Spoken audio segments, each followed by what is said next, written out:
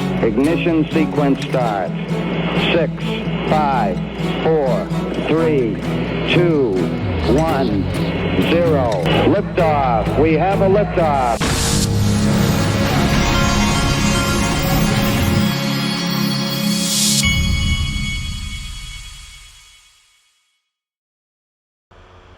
Hey everybody, this is the Digital Asset Investor and I'm hungry. I gotta make this video and then I gotta go find something to eat.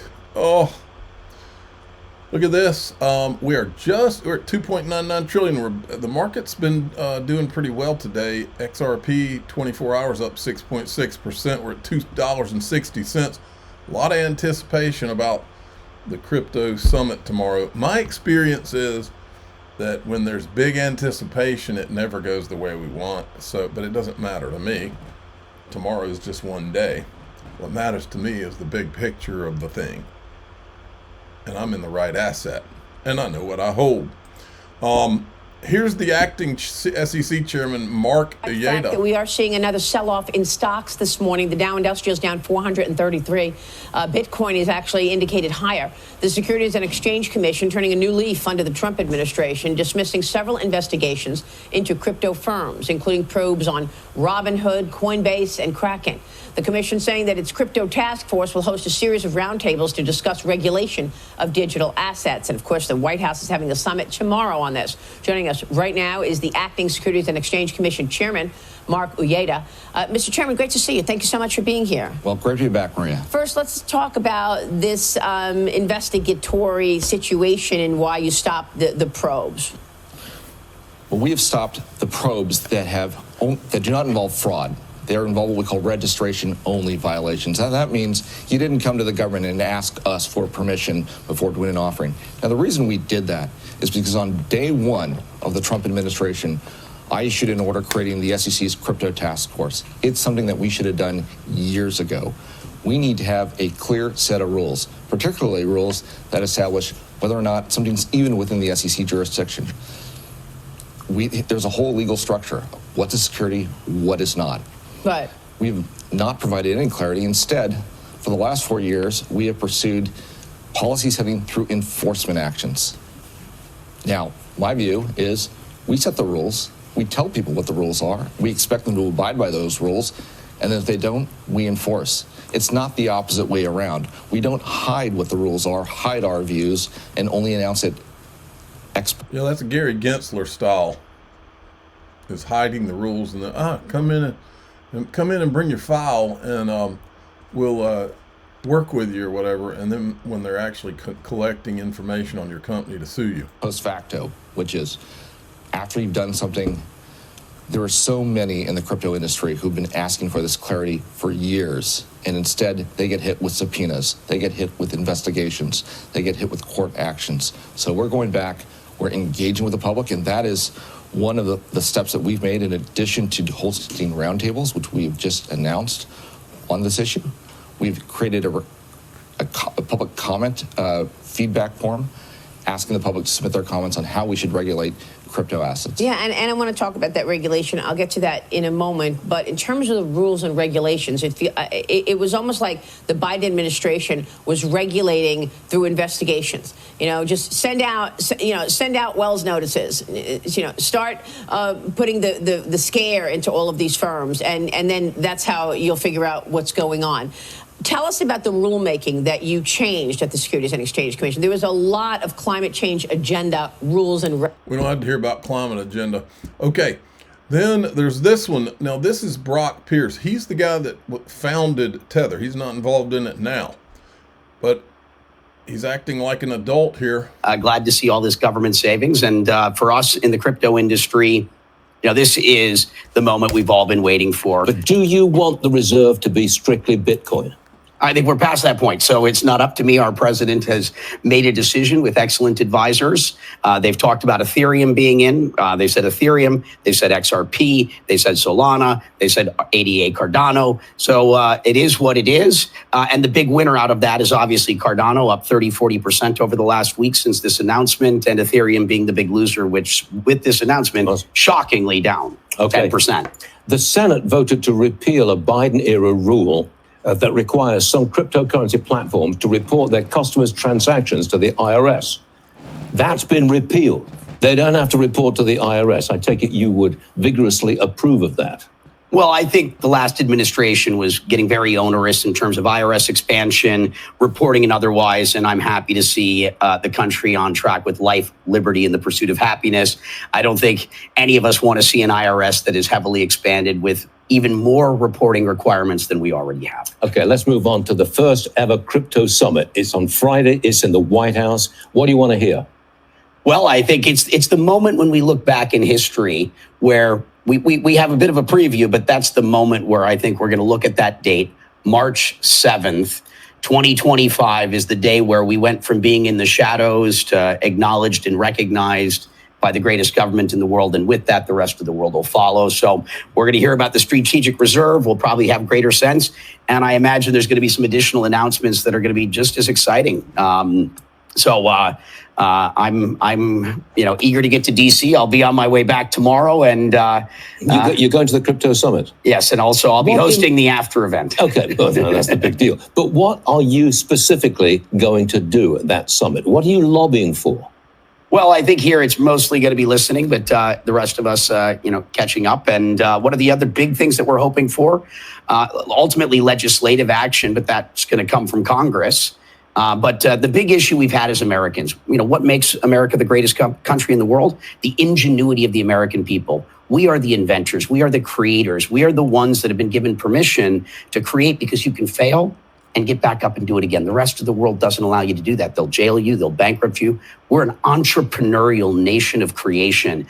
And the idea that an innovation so important as this, the capital's not going to be in America, that would bother me. Imagine if the internet was not and this is exciting that we get to continue to lead the world as the greatest innovative nation. You're a true believer, and it was a pleasure to have. Okay, now, I want to show you, I told you before, I've called this for a long time, and I want to give proper credit. Rush Limbaugh, rest in peace, one of the greatest, or probably the greatest.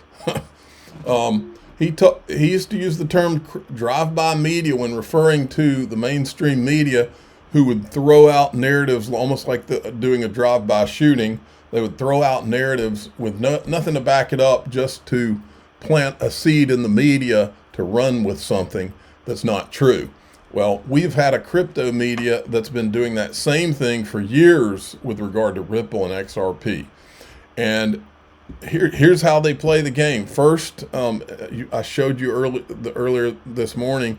First, Laura Shin puts out an article with anonymous sources, and it's always allegedly and anonymous sources, that kind of thing, that Ripple had proposed XRP in the digital reserve and recommended Solana just so that it would provide them cover and make it look like it was just that everybody should that kind of thing.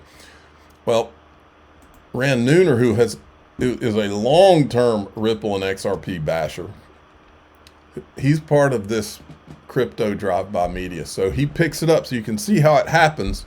He picks up her article and runs with it. And the piece of politics here says that the Ripple guys, namely Brad Garlinghouse, Chris Larsen, actually pitched Solana to be part of the national strategic. And remember, you need to understand something. Before he said this, he didn't say anything bad about Cardano. He let that one go. This is the one. It's always Ripple. It's always XRP. Reserve, in order to make the inclusion of XRP seem more legitimate. So remember there was that tweet that came out, what was a post from Truth Social, where Trump said, it's going to be XRP, it's going to be Solana, and it's going to be ADA. So there is speculation, and when I say speculation, I mean, I know Laura Shin, she's been a long-time friend, and she was one of the first credible reporters in crypto. And she is now reporting, she's got a podcast and a newsletter called Unchained, and she says, how did Ripple sell Trump on XRP in a crypto reserve? By pushing Solana.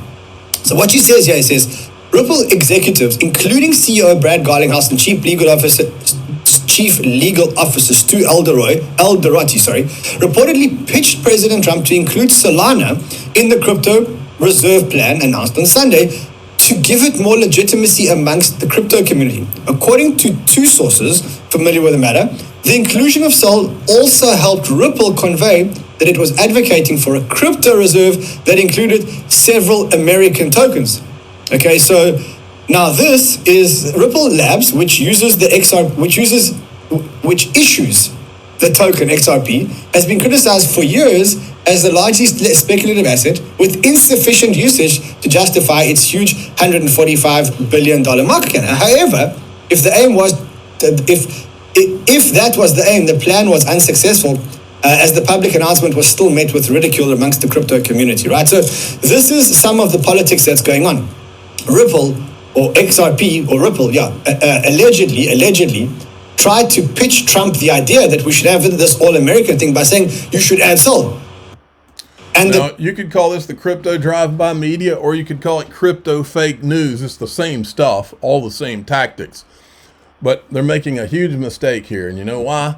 Because there's nobody on God's green earth who knows exactly what's being done to Ripple, because it's been done to them more than anybody in the world, and that is one Donald Trump. These same kind of tactics are what the mainstream media has used against him all these years. So if anybody identifies with what's going on towards Ripple and Brad Garlinghouse and XRP, Donald Trump knows it.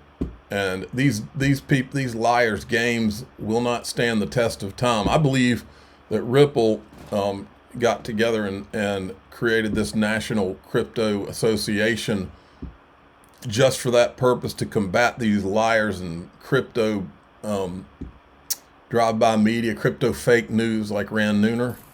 For years. And this is Rosalind Layton, by the way. She helped out a lot during ETHgate to expose Gary Gensler and expose the truth. Crypto entrepreneurs fought regulators for the right to compete in the banking system.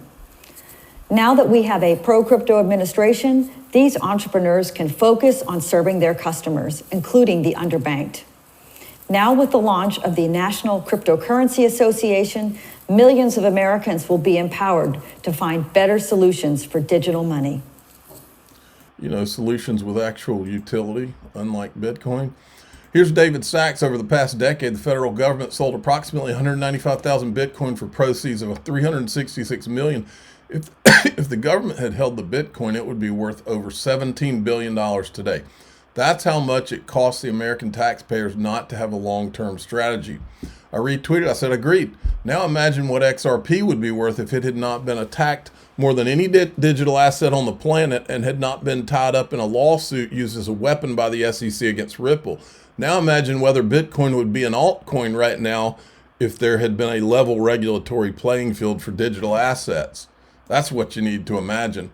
Now, Japan is moving to create a new crypto framework and slash the tax on crypto from 55 to 20%.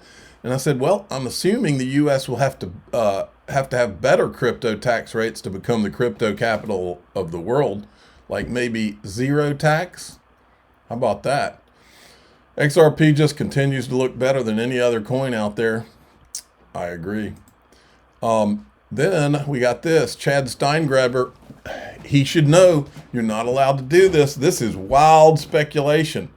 In down markets, this type of speculation is not allowed, but from what I can tell, the XRP self-loathers allow this kind of talk when the markets are good. So that's good for Chad Steingraber. I'm in full support of people like Chad Steingraber or anybody floating their theories or what they believe, because that's what they believe.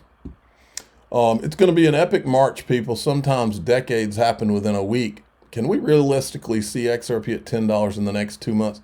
I think so, 10 to 25. I'm standing by my end of year $250. I'll take that all day long. Okay, I want you to see this. This is an old video, but it's interesting. Yesterday we showed you, you got the Riddlers and the Bearable guy stuff. But yesterday or the day before, I showed you a guy that called I guess he claims to be a prophet or something, that he hears and I'm not saying I believe all this stuff. I'm just saying it's interesting to watch. This is too. Something starting with an X and it has a P in it is a very profound. I hope that's not copyright. Something that's going to be worth investing in. And I can't say the whole thing because I don't know it. But I had a dream that I saw an X And I think there may have been a number and there's something else and then P. Now, I'm only giving you what I prophetically hear. Otherwise, I could be accused of representing a company, which of course they could take me to court on that, but I'm not going to, that's what I'm hearing. And most people know I hear things about the Holy Spirit and I just say it. And so it's a prophetic thing, this. But it's also giving signs to the people that it's the time for the release of this new source of energy. Okay, now we're going to do something interesting in DAIXRP.com, which is where my Patreon is if you want to join. If you want to join through YouTube, go below this video, click the join button. We do extended videos and we do no advertising in there if that's your thing.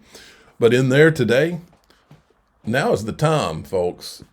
We got the Crypto Summit tomorrow. I'm going to present to you these are wild and crazy conspiracy theories about what could happen for Ripple and XRP. And I'm going to show you two of them. Some of this stuff it just makes sense. And yeah, this is big stuff, okay? But I've been watching this space for so long, and a long time ago, I asked, Bob Way, he made a comment. He was one of the first 10 people at Ripple. And he said, yeah, when we were first working on this, we were all wondering if any day now the FBI was going to kick our door in. Part of the reason I've always been here and been so fixated on this company that wants to put a dent in the universe, and this company that talks about how one day they want XRP to be a world reserve digital asset, I would hear those things and I'd be like, man, who says that? But I was also asking the question, yeah, why didn't they kick their doors in? I'm pretty sure they would have kicked mine in if I had created a digital asset. Why didn't they kick the doors in? That's the stuff we're going to talk about. There could be some really big things coming here shortly, folks. And we're going to talk about two of them. I'm the digital asset investor. I'm not an investment advisor. This is for entertainment purposes only. Please subscribe, hit the like button, tell your friends and family. Lock in. Here we go.